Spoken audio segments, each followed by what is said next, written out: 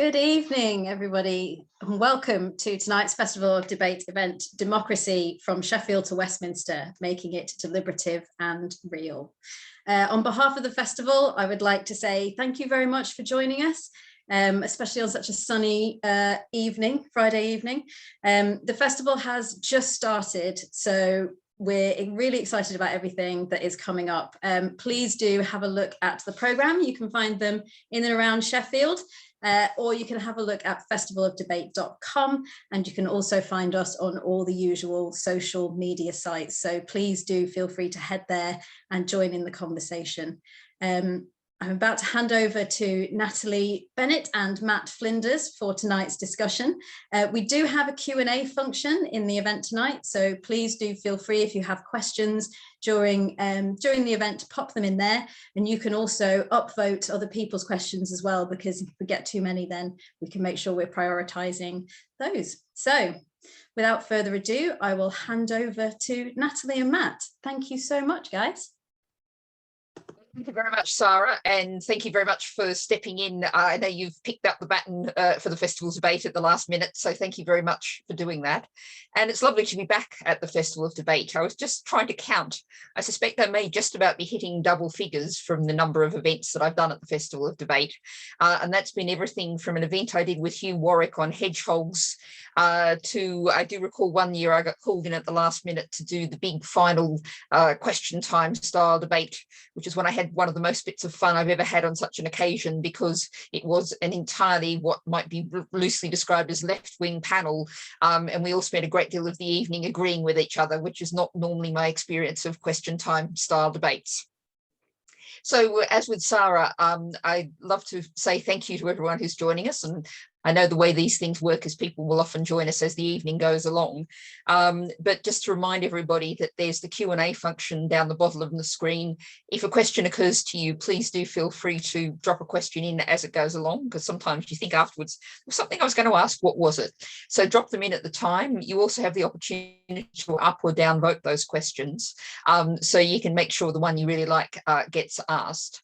What we're going to do in terms of format is I'm going to do a little introduction, and then I'm going to hand over to Matt. He's going to be provocative. We're going to do something a little bit different and interesting tonight, because he's going to offer some arguments against deliberative democracy. So I think it's always good to try different formats, and then I maybe respond in that as a defender, and we'll take the Q&As on from there. So I think that should be really provide us with some lively way to do things. We are down as 90 minutes, but I think 90 minutes of Zoom is an awful long time. So we're certainly not necessarily going to take that long. So do get the questions in early, because otherwise we might not manage to catch up with you. Just a couple other things to say. Just because it is the day, I feel like I have to say Happy Earth Day. That's the United Nations official day for recognising that the Earth and its ecosystems is what we all depend on. As I spend a great deal of my time lecturing people in the House of Lords, the economy is a complete subset of the environment.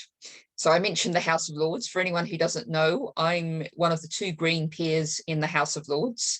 My title for really formal occasions, if you really must, is Baroness Bennett of Manor Castle. And as I explained to lots of members of the House of Lords, Manor Castle might sound really posh, but of course people who know Sheffield know that S2 is not at all a posh part of Sheffield. And how I explain this to people in the House of Lords is that I'm probably the first person with the title to have been living in Manor Castle, which I was when I took the title, since Mary Queen of Scots was living there, and she was a captive, of course, in the castle up the hill. So today we're going to be talking about democracy, and particularly deliberative democracy.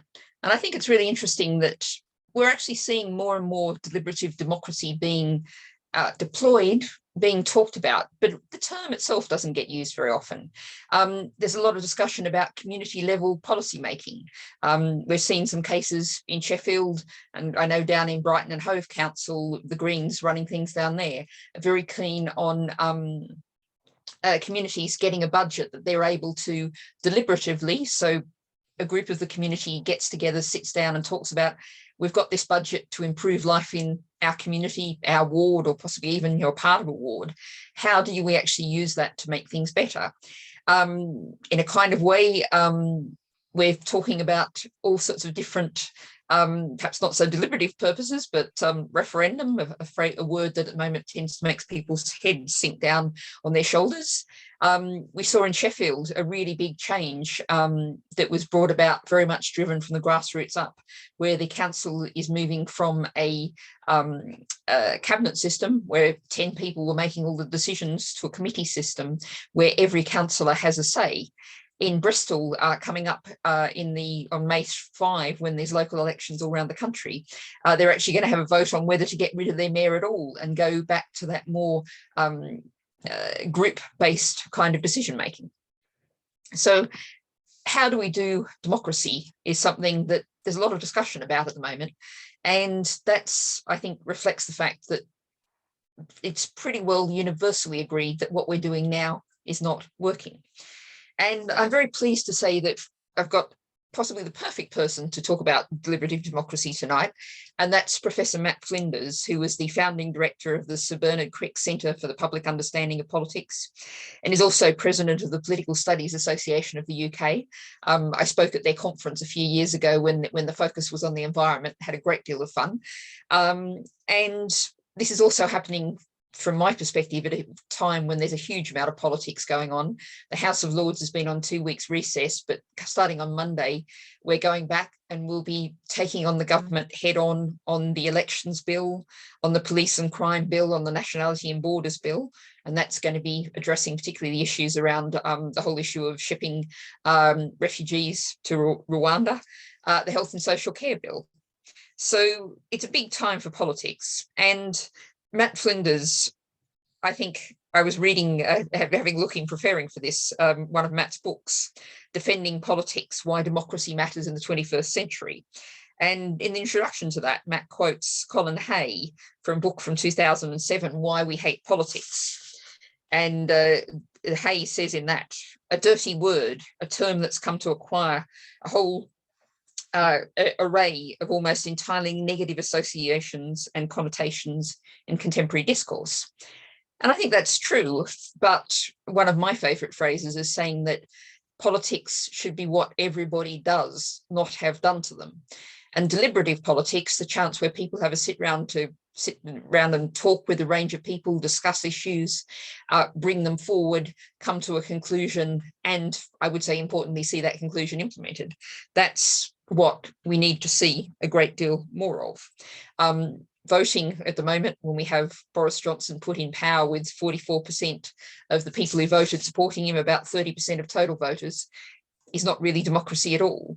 But we've seen lots of exciting things like the Climate Assembly, both in the UK and France. Lots of local communities up and down the country. Kendal's one of the ones in the north that did it, have had their own climate assemblies. And indeed, I know the government was actually running trials on such deliberative assemblies.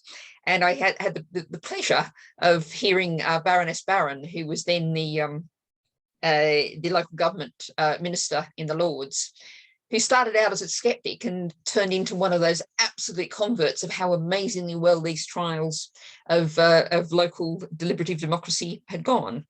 So I think this is a really exciting time to be talking about all of these issues. But as I said, for anyone who's joined us since I started the introduction, Matt decided that we're going to make this a bit more exciting and usual than your normal sort of lecture of the 10 reasons why you should believe in deliberative democracy. So Matt's going to play the devil's advocate, put forward suggestions as to what people who say they don't want deliberative democracy, what they say about that. So I'm looking forward to that, and I'm looking forward to some lively debate. Just a reminder that any time they occur to you, you can put questions in the Q&A. But in the meantime, I'm going to hand over to Matt, and I look forward to your contribution. Thanks very much. Okay, well, thank you, Natalie, and good evening and welcome to everybody at home on the call. It's great to be involved in this Festival of Democracy event. And I think what's really interesting about the introduction there is that if you look at the global evidence and data on support for democracy and trust in politicians, political institutions and political processes, things are shifting, and things are shifting in a very worrying way. In the past, there was always a certain sense that support for democracy had two dimensions. There was a dimension that was about people supporting the government of today or particular politicians. And if the public didn't like today's government, well, that was all part of the ebb and flow of political life. And what really mattered was that the public had a deeper commitment to the principles and values of democracy. Now, what we are seeing in different parts of the world and in many advanced liberal democracies is an ebbing away of public commitment and confidence to those underpinning values and principles and beliefs in democracy. This is known as democratic deconsolidation, but it is a far deeper or more worrying form of distrust than we've ever had before. So, as Natalie has said, there's no point having a debate with two people that agree with each other. That would be incredibly boring for a Friday night. I mean, I have, and as I'll say in a few minutes, I mean, I've been someone who has worked in teams to support innovations in democracy for almost 25 years. However, I want to play devil's advocate because I think we are at a stage where deliberative democracy is almost becoming a self-evident good thing that nobody will argue against.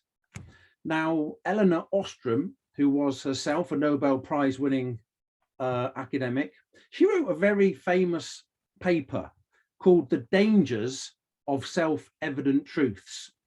And I think the fact that we are living at a time when deliberative democracy being a good thing is a self-evident truth is dangerous. And that's what I want to try and argue. And I'm going to give you a few slides because I have a face for radio. So let me see if I can somehow get these slides on. Now, can you see the slides there, Natalie? Right, great. So, I mean, I'm not giving a lecture. It's a debate. It's a conversation. So I'm not going to talk for more than 5 or 10 minutes. And a lot of you will know a lot of this already.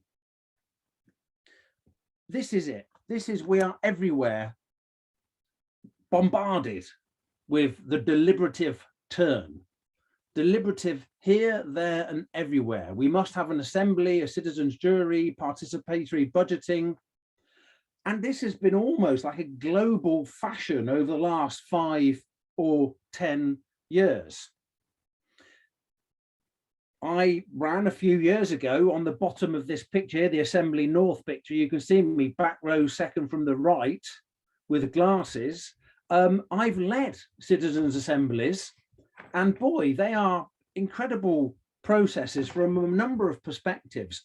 But I think what running a citizens' assembly taught me were two things. First of all, the emotional dynamics. Citizens' assemblies, forms of deliberative democracy, are highly emotional events. And secondly, the micro politics of deliberative events really matters. And it's the organizers that control the micro politics. So let me just take you through this. If you've not seen it, Participedia is a really good resource and a very good website, and it has a global map, and you click on these places in the world, and what these flags are holding up are case studies of deliberative forums, processes, engagement, innovations. And Participedia is a global map that allows people to delve down into case studies and learn and promote deliberative engagement in politics. So if you've not seen Participedia, it's really worth having a play around with it. But I want to argue that deliberative democracy, and the title of today was, you know, Democracy from Sheffield to Westminster, making it deliberative and real. And I mean, to some extent, I'm playing devil's advocate, but I'm also not. I think that to believe that deliberative democracy is real democracy would be naive. So I want to kind of argue that deliberative democracy is not real democracy. And I want to highlight some of the issues, themes, and dilemmas around it, just to make us more cautious in not taking it as a self-evident truth that it is a good thing. So I'm going to quickly talk about deliberative democracy. One slide. I want to talk about a couple of the problems, the politics, and my core argument is that actually the great danger of deliberative democracy is it just becomes a tool, a mechanism through which people that are already in power control the public and pretend that the public have got real democracy, and they haven't.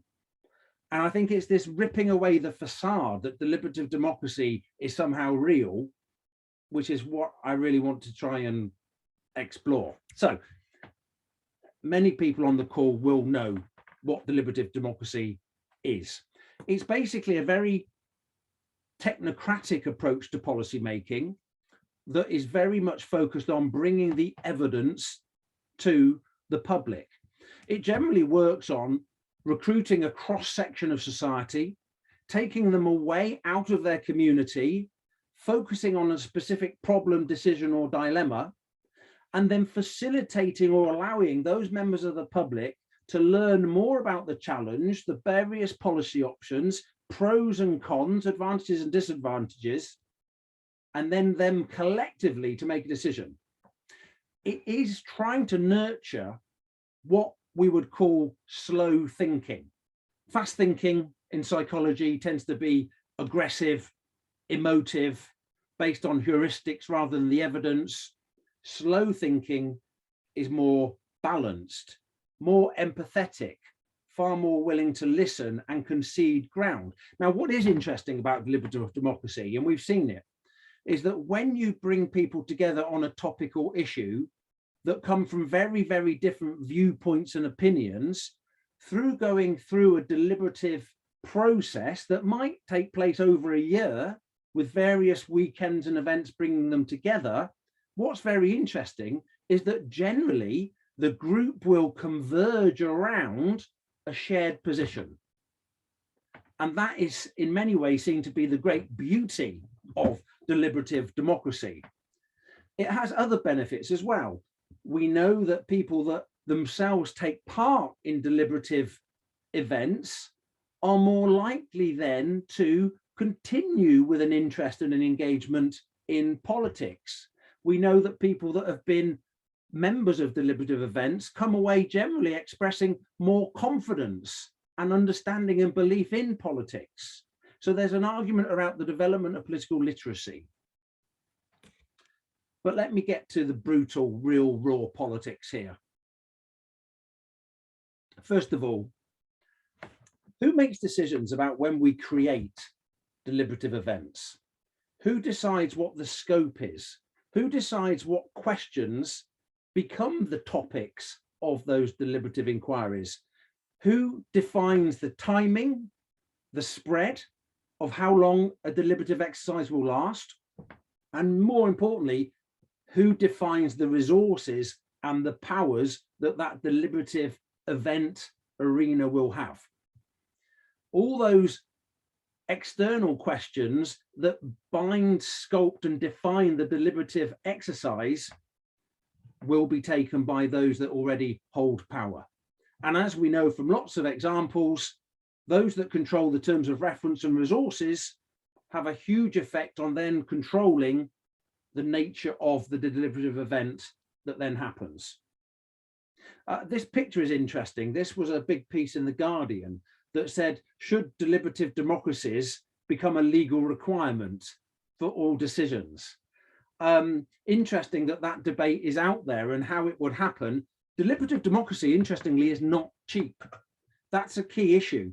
I mean, if you look at a deliberative democracy that's been done, for example, in Ireland, or some of the ones that have happened in Australia around issues around obesity, a standard citizens' assembly that might recruit somewhere between 50 and 80 members of the public and be run over 3 or 4 weekends, you're looking at a minimum cost of around £250,000. Deliberative events done properly are expensive.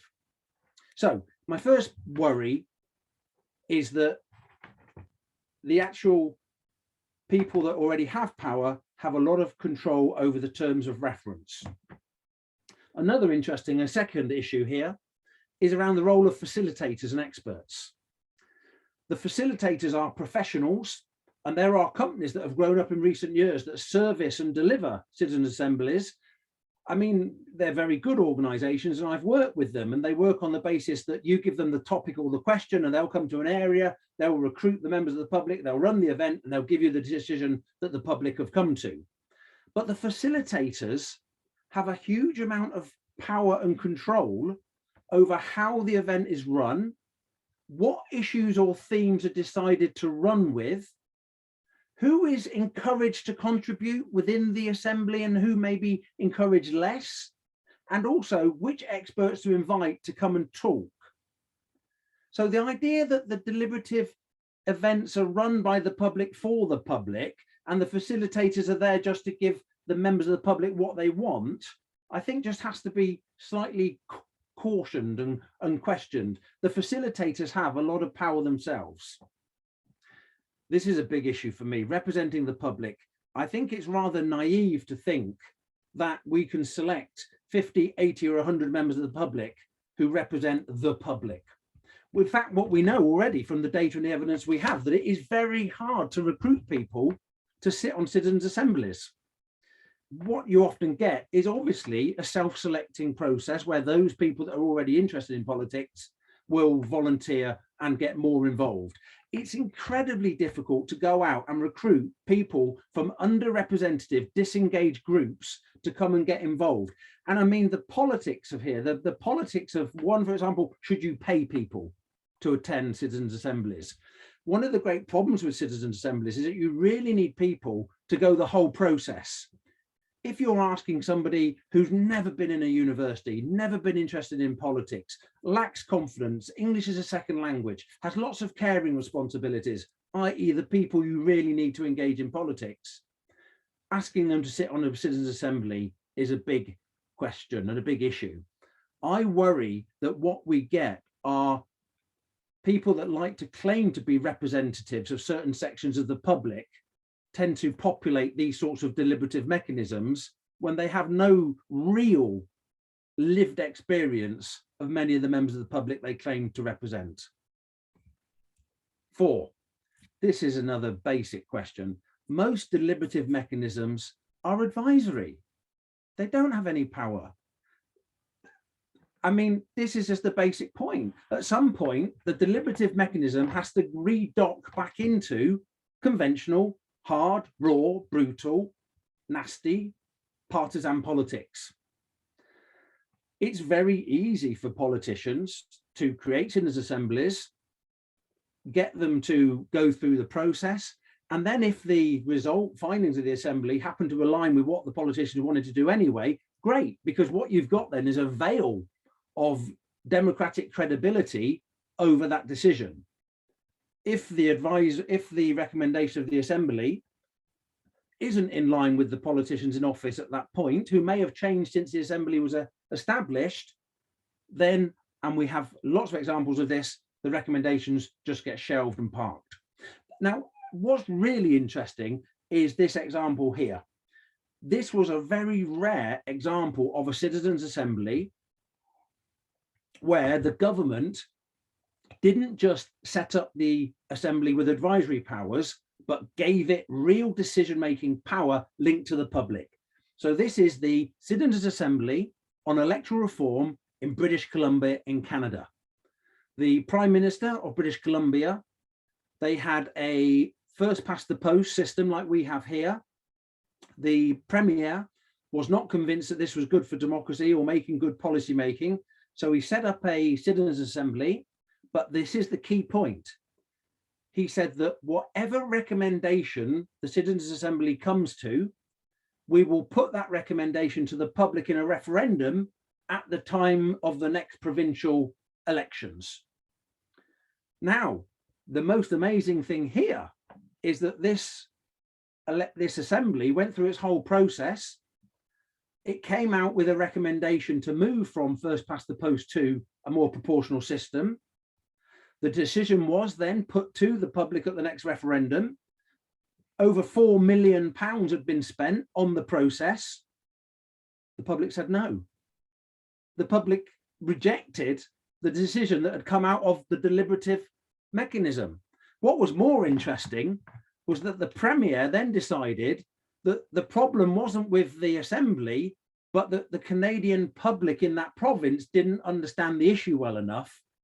So more money was invested on a public education campaign, and the referendum was run again to try and get the public to vote for the recommendation from the Assembly. But at this point, the public had smelt a rat, and the government wanted the public really to vote for something that the politician wanted. The Premier was particularly attached to getting proportional reform. So at the second referendum, it failed again by even more. But the British Columbian example is very interesting. And this point about docking points is very interesting because we've just had a bit of an issue, to be honest. How do we have different forms of democracy working at the same time? We have had a problem now with Brexit and the direct referendum, public democracy going against representative democracy. What happens? How do we cultivate a system that allows us to graft deeper forms of deliberative democracy onto mainstream representative politics? And we had it recently where we had two select committees got together to commission a citizens' assembly on social care. And to be honest, and Natalie may know a lot more about this than I do, my sense is that it didn't work very well at all. Why? Because in between setting up the assembly and the assembly reporting back to Parliament, we had a general election, which meant that when the assembly reported, the select committees that had established that assembly were gone. New committees, new MPs, new interests. In many ways, the assembly was left a little bit hanging, which again just reiterates the problem about deliberative democracy being aligned and connected into the bigger framework of representative democracy. So this is my last slide, you'll be glad to hear. My worry is slightly that deliberative democracy is a bit of a facade.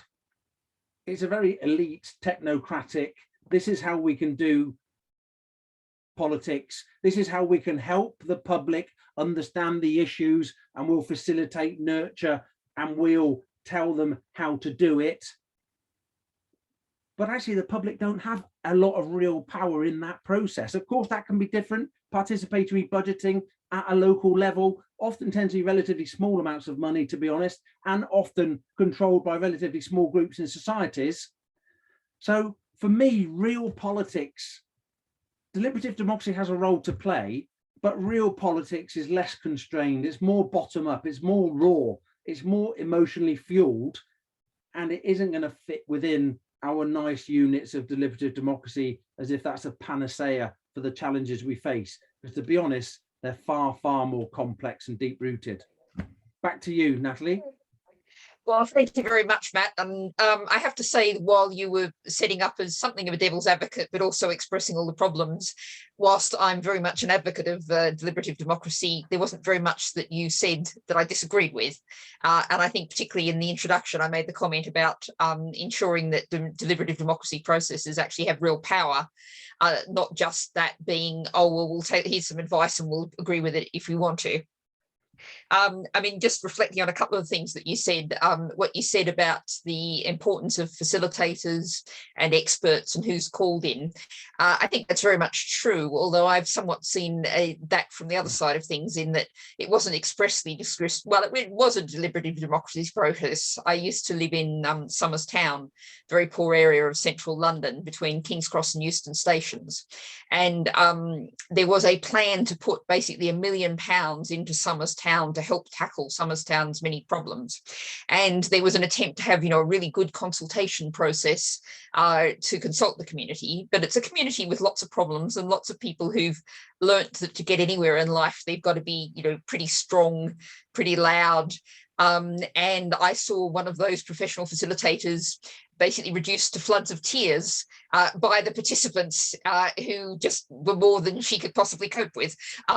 So, it's not always a case of that the facilitators are, controlling what's happening and are able to move people around like chess pieces. It could also work the other way around, that to actually manage a process is a really difficult and extremely skilled task.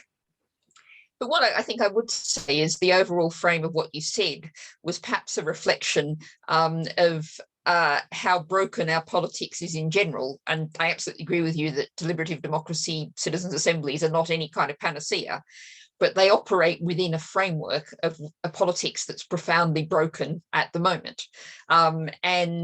Referendums, your British Columbia example, referendums, if they operate in a society that has, and I'm not an expert on Canadian politics, but I know that they have some of the same right-wing media tycoons that we have, who have a very large place in their public discourse.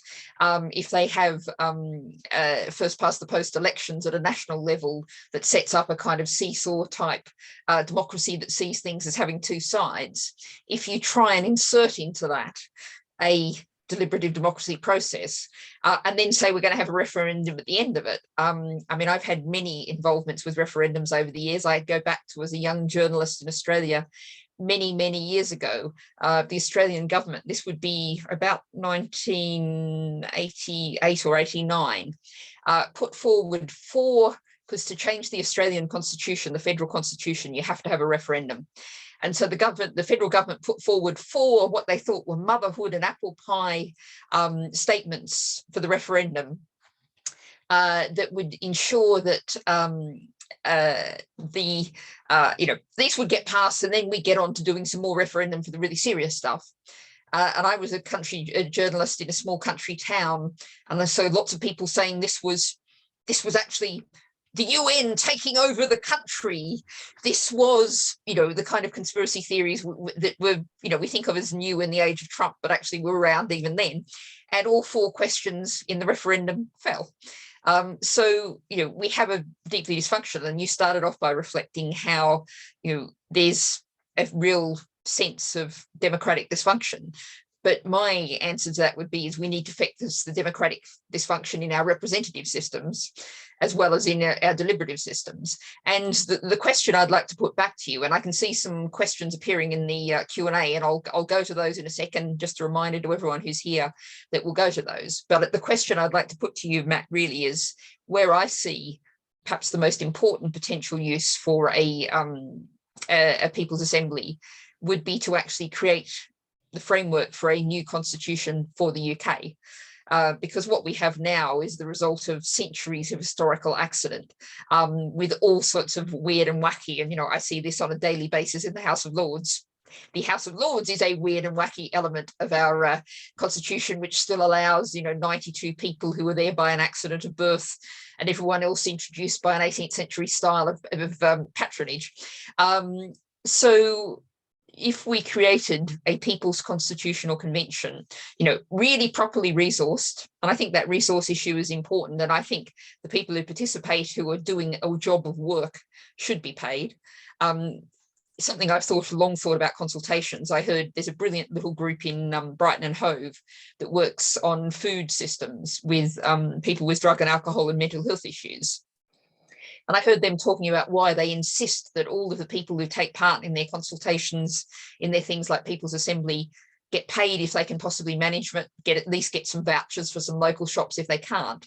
And they also ensure that people who are take part in these things, sometimes when they go and present a talk about what's the outcome of this consultation, they take one or two of the consultees with them to actually be, get the experience of giving a talk, be standing up there as experts. And, we're talking about people with mental health and drug and alcohol issues. So it's really, it's not a thing where the experts get all the results from this and other people have actually done all the work. So I think all of those things are important. So the question I'm going to put to you is, what would be your idea about to get a democratic, functional, modern constitution for the UK, given the last change in the British Constitution, significant change in how Westminster works with women getting the vote 100 years ago? Would a People's Constitutional Convention be a good way of doing that? Thanks very much. Well, I'll just answer that and then we'll open up to the audience.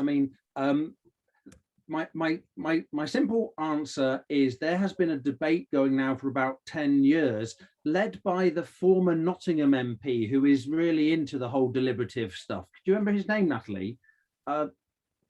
Yes, I did an event with him about 2 weeks ago.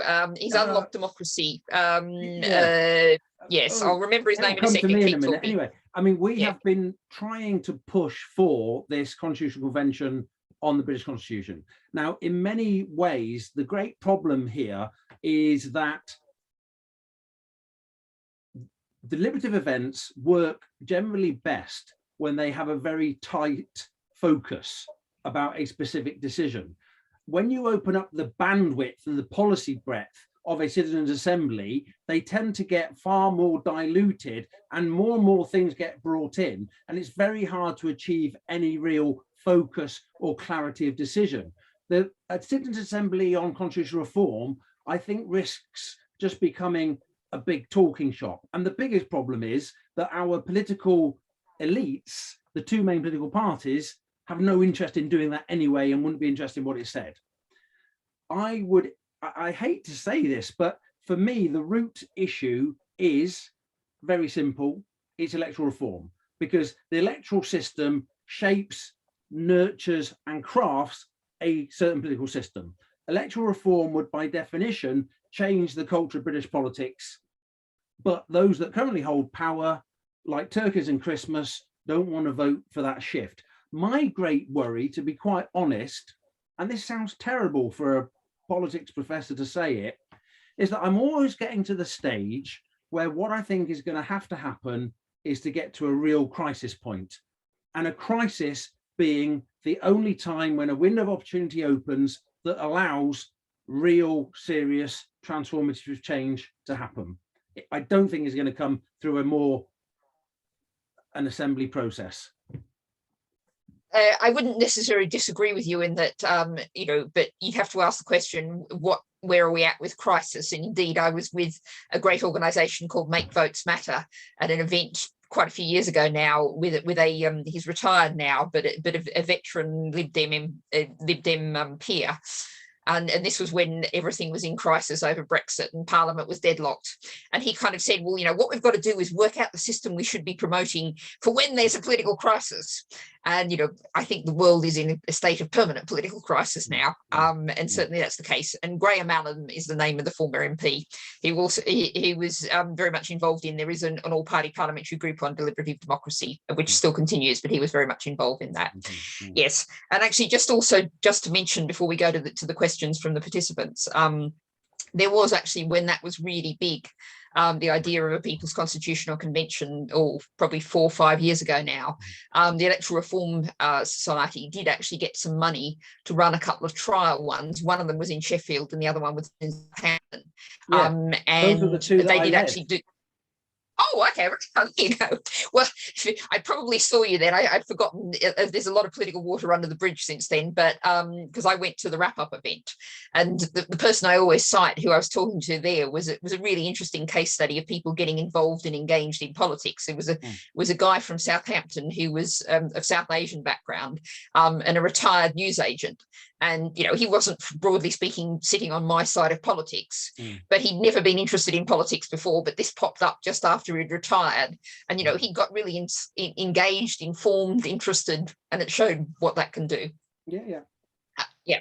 Okay. So in the interest of being participative and deliberative, and therefore going to not just, I think we could keep talking, but I'm going to go to the Q&A. So the first question I'm going to put to you is from Joyce. Is not the biggest problem that governments have taken much of the power and decisions from local government, which means that voting for a councillor doesn't seem to have a lot of point if that councillor has no way of influencing what happens locally? So Matt, if you'd like to offer some thoughts on that.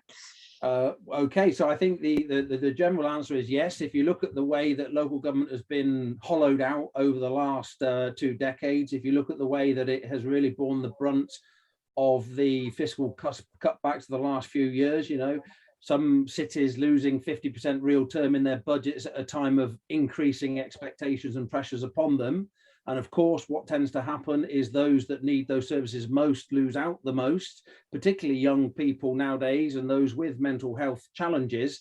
So yeah, absolutely. I think that local government and the hollowing out of local government is a key issue. I mean, the flip side of that, however, is that I think that the party system might need to take some responsibility for thinking about its own role, capacity, approach to connecting with local people and listening to local people in ways that allow people to feel that they have a real responsive way of operating. I mean, if you take Sheffield, for example, I'm old enough to remember the ways when we had local community boards that had small amounts of money, then they were removed. We went to the executive model. Now we're almost going back through the cycle.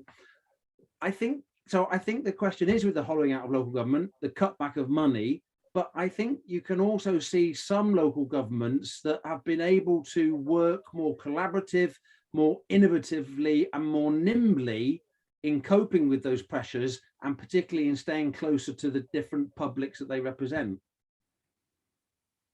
So this is a subject very close to my own heart, because I'm often making the point that Britain is the most centralised polity. The power, resources, and indeed media attention is focused on London far more than on the rest of the country. I mean, one of the things I find, with journalists, sometimes I occasionally talk about local councils and local elections, and people literally jerk back in surprise, as like that anyone should talk about that or pay any attention to it, something they just haven't thought about. But I think it's interesting, because what we're also seeing is a huge amount of innovation happening at that local council level, as you rightly say, despite the lack of money. Obviously, this is not party political, but what I know about often comes from a Green perspective. And there are currently 13 councils around the country in which Greens are some part of some form of rainbow administration. And one of the interesting things is, even though we have first past the post elections in council elections in England, where Scotland has single transferable vote elections, but in England we have first past the post, but we have actually got people who've got so fed out very often with one party states that they're electing a wide range of people, the people who are really active in their local communities, producing councils that have often 3, 4, 5 parties or groups, people representing groups in certain areas that form an administration. And we've seen that, of course, in Sheffield, where the Greens are now in working with Labour on the Sheffield Council. But to pick another example of somewhere from a very different political hue, down in Herefordshire, when I first got involved in politics, when I was first Green Party leader in 2012, Herefordshire, you basically counted the Tory votes in numbers of wheelbarrows, and it was just Tory heartland. But what happened was the Greens started to win seats off the Tories. People were very fed up with the Tory council. And there's a group called It's Our Herefordshire, and people will see the echoes from Sheffield here, started coming from the other side of Herefordshire. And there's now a rainbow coalition running Herefordshire Council with the Tories in opposition. And, it's the kind of place that would have been thought that wasn't possible. And the interesting thing is, what we're actually doing is getting a kind of European style politics happening, coalition governments, people having to work together, and not having a seesaw going from one side to the other, but actually a continuum. So, there's lots of exciting things happening in local councils as well, I'd say. But can I come back on you? Because actually, I think you're absolutely right. But I think what's very interesting in local government cephology is that we've got more independence than ever before. And I think that's interesting. It isn't the public are moving to a broader range of political parties. It's that actually, if you look at Hereford and It's Our City and all that sort of thing, it was a rejection of the party system completely. And it was the rise of independence was the driver behind this do it yourself democracy. I think I kind of see the Conservatives and the Labour Party, and I could be completely wrong here, but sometimes I see them as like lumbering dinosaurs in a world that they no longer quite understand. And to be honest, lots of young people who I engage with also see them that way. They just don't see them as relating to their worlds. I mean, I will absolutely agree with that. And describing Tory and Labour as lumbering dinosaurs, speaking from the perspective of the House of Lords, is very much in that. And I do have to mention actually a really interesting little book. And I'll particularly say little book because I very much believe in little books. The first one was called Flat Pack Democracy, and the second one was called Flat Pack Democracy 2. And that was a town council where they took over the whole of a town. And, there's some wonderful tales about how, and there's a lot of people, it's explicitly a non-party movement. It was a non-party movement that started this. There is actually a lot of people who I happen to know are Greens involved in it, but they saw in that particular local environment. So yeah, and we're coming back to one of the things I started on, which is people making politics what they do not have done to them. People saying, we're fed up with this, we're going to get together, our neighbours, our colleagues, people in this community, we're going to get together and change things. And that, I think, is a really exciting prospect. Which kind of brings us on to our second question. And I'm just going to remind our participants that the Q&A box is there. We're heading towards the hour. So if you want to get a question asked, now would be a really good time to type your question in the Q&A box. But this flows on very nicely from the last question. This is from Councillor Heather Mack. How does this bottom-up and emotionally motivated politics really change things? We can pick some big examples over the last century, but my feeling is there's only a few occasions it actually works. There's a lot of emotion in climate protests. How much difference does it make? Over to you, Matt. Well, I think that's really one for you, Natalie, to be honest. There's a lot of emotion in climate protests, but how much difference does it make? Well, if you can throw it to me first, I would say that the difference you can see, I'll pick a fairly recent example, which was I was on LBC radio, which used to be London radio, and a lot of its audience used to be and still are perhaps London taxi drivers. It's a right-wing radio show, they asked me on, it was this, Insulate Britain had done its first day of big protests blocking the M25. And it was the second day after that. And they asked me on at 8 a.m. at the absolute prime time slot. And I was very surprised because being an old journalist, I understand how, a second day story and them saying that this was a prime slot they wanted me on. I was a bit surprised, but I'll take it anyway. So I'm sitting there on the on the radio on the call at 8 a.m. prime time slot, and it turns out that the second day in a row, Insulate Britain is blocking the M25. And there's an LBC reporter who's the first person on the scene who interviews the protesters, interviews some of the motorists, who sees the first police officer arrive on the scene. And then they come to me to defend the Insulate Britain protesters, as I was doing.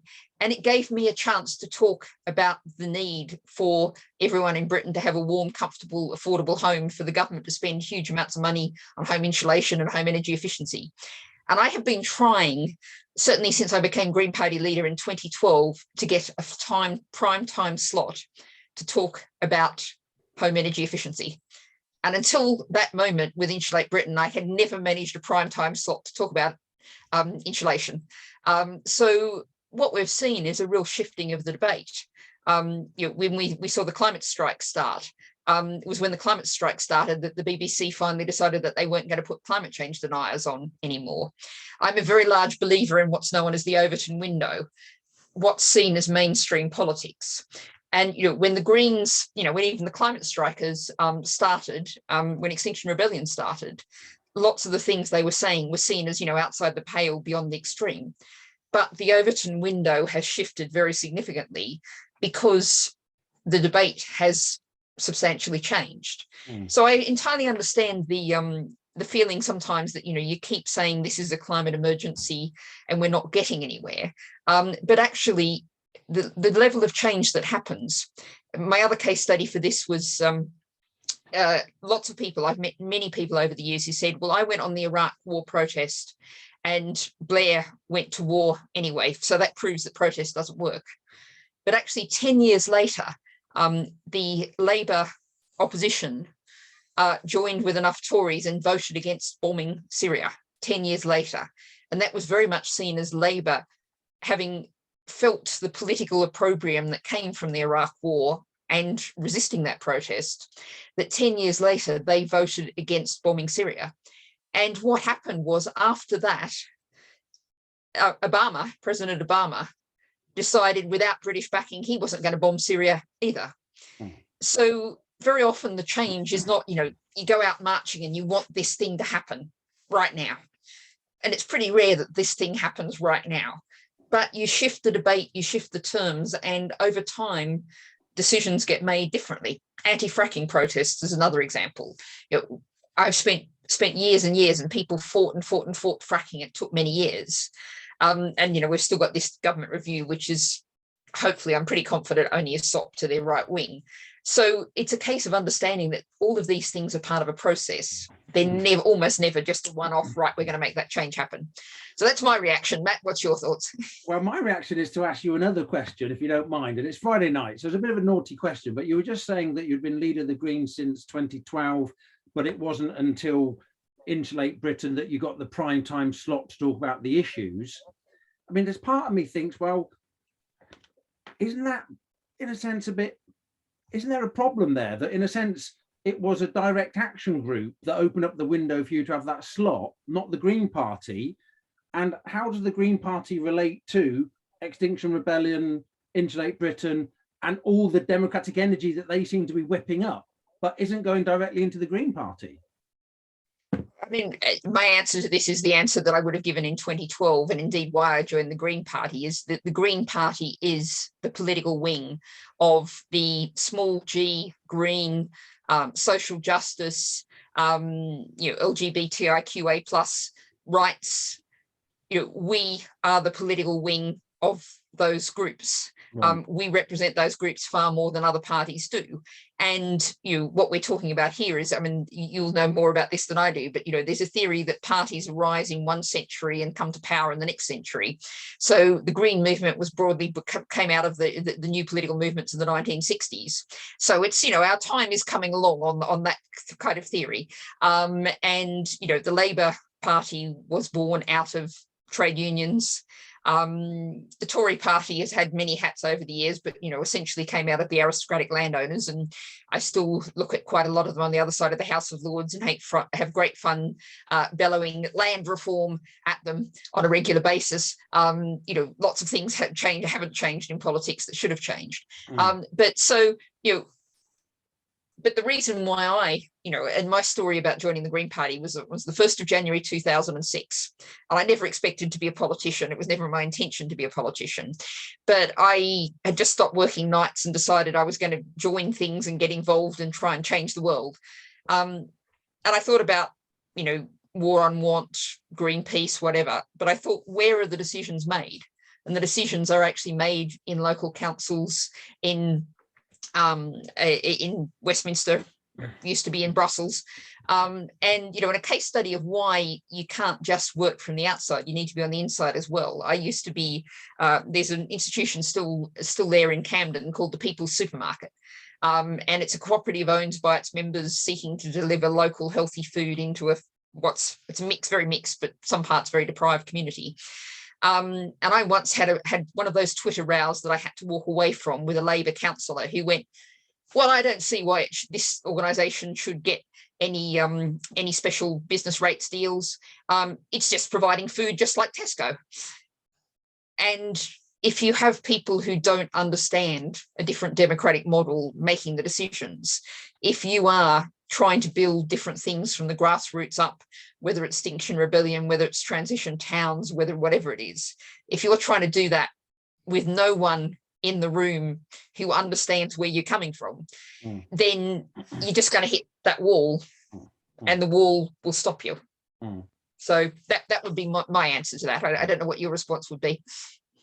Well, you're working on a very slow burn model there, aren't you, with the sort of centrist developmental mode for political parties. I mean, what I think is interesting, I wonder whether the British political culture has shifted, and whether people quite think in terms of political parties now, and more in terms of, I'm not saying this is a good thing, but they're more focused in delivery. What matters is what works. more instrumental, more individualized, and how we get back towards a more communitarian vision of democracy and life, I'm really not sure. I'm just picking up a comment in the chat back from Joyce Boulevard, saying that politicians at both local and national seem to hark back to some imagined nirvana. There's no relation to the crises we face today. So I think, my response would be that what we see is people talking about, well, we have to go back to economic growth, and we have to, go back to making jobs pay, or the government doesn't actually acknowledge that jobs don't pay. But also, there is that sense of, relying on individuals. And that's where one of the reasons why I'd say green politics is different, is the reliance. We don't believe in relying on individual leaders and individual saviors. I started off by saying politics should be what you do, not have done to you. We want everyone involved and engaged, which is why, deliberative democracy is one of those things. I suppose I'll come back to your question responding to what you just said, and just a reminder to anyone who else wants to put a question in the Q&A. But it's one of the problems of our media, right? Talking about the Canadian context, is the nature of our media being owned by a handful of right-wing media tycoons who are more and more dominant. Although the good news is that they're less and less important every day, with social media becoming more and more important. But how do we get away from this presidential style, focus on the individual, focus on character, focus on, to go back a few years, how you eat a bacon sandwich, or whether you should vote for this bloke because you think you'd like to have a pint with him in the pub. How do we get away from that? What I think is incredibly difficult. The whole essence of Sir Bernard Crick's work on developing and nurturing engaged citizens was all about education, and he saw schooling and socialization into politics as absolutely critical. Most of the Crick reform, citizenship education, has been hollowed out. Less than 50% of students get any citizenship education nowadays, and the standard that they get is very much focused on character and individual traits rather than your contribution to a community. So I think there are ways that we could infuse and nurture a more collective community, but making that happen when you need those that currently have power to be willing to cede power is the trap. I guess my response to that would be that you don't wait for them to hand it over. Power has never been handed over anywhere in history. You have to walk in there and seize it. And, Councillor Heather Mack was referring to the climate protests. One of the things that enormously encourages me is the climate strikers, is usually under 18s, young people who've really learnt politics by doing it. And that's one of the things people often ask me, how can you get involved in politics? And of course I say, I have to say to you that this is a professor, of course you can go and study politics, but the best way of learning about politics is to actually do politics. And if I think of down in Bristol, it was the climate strikers organised the visit of Greta Thunberg. It was 2-3 years ago now. It was pre-COVID, so it must be two and a bit years ago. And it was a whole lot of under 18s who organised a rally with 10,000 people, a march through the centre of Bristol. It was all the under 18s who'd organised the sound system, who liaised with the police, who sorted all of this out utterly on their own. And one of them now is an 18-year-old councillor for the Greens in Bristol. And so we've really got a whole generation of young people who are being trained in politics and who are learning about politics by doing it. So that's, I think, a very positive direction. Okay, I was going to say something, but I don't want to stop us tonight on such a positive note. Seems like a really good place to maybe pull things together. I think it might be. I'm not seeing any more questions. So anyone in the audience, now is the time. It's a now or never point. Because we did say we this could go for 90 minutes, but I think the Zoom about an hour is usually about long enough. So I'm just rabbiting on for a minute to give anyone who's got that question they were really thinking about putting in, the chance is now or never. Oh, well, yes, Heather is actually from Bristol, so is commenting on the future political outcomes from that. But I'm not being party political tonight, so I won't read that out. I think we've got to the stage where what I want to do really is give you, Matt, a chance to make any final remarks. What I want to say is thank you very much, first of all, to the people who've come along tonight on a lovely spring evening. And I know also that there will be a recording of this going out. So I know there'll be quite a lot of people who were delivering leaflets at this time with the local elections coming up on the 5th of May. And without making any party political broadcast, I do want to say, very much encourage people to vote in the local elections, however they're choosing to vote, to participate. One of the things that gets held out against local councillors is low turnout in elections. So participating in that is really important. And to keep the discussion going, to keep the debate going, to keep making politics what you do. So that's my few final remarks. Matt, I'm going to give you the final word. Well, my final word is that I'm a great believer in democracy. It's very messy, it's hard, and it's slow burn, and it never pleases everybody all of the time for the simple reason that it can't. But deliberative democracy is a tool and an important part of how we do politics. But let's just remember that if we want to make politics real, we need to get far more broadly out into massively disengaged groups that are never going to engage in deliberative events. We need to really be more creative. Be creative for politics. I think that's a great place to finish on. So we'll leave it there. So I'm going to hand back to Sarah to do the final message from the Festival of Debate, and to also say thank you very much to the Festival of Debate for organising this evening and doing the publicity. One of the things I do love about this is that it's all there as an institution, helping the debate happen on all kinds of different subjects, and that's something that Sheffield, I think, can really be proud of. Hashtag Sheffield is super. Over to you, Sarah. Thank you so much, both Natalie and Matt, and everyone who's joined us this evening. The Festival of Debate started, I think this is our 8th year now, with a few friends in a pub thinking we should probably do something. And like many ideas that start that way, it's spiraled somewhat, and we're so overjoyed that it's still going and getting incredible support from wonderful people like Natalie and Matt and everybody watching. As I say, we're at the start of the festival now. We're going until the end of May, so you can see more information about all of the events at festivalofdebate.com, and you can also find us on social media. So thank you and good night. Thanks, everyone. Good night.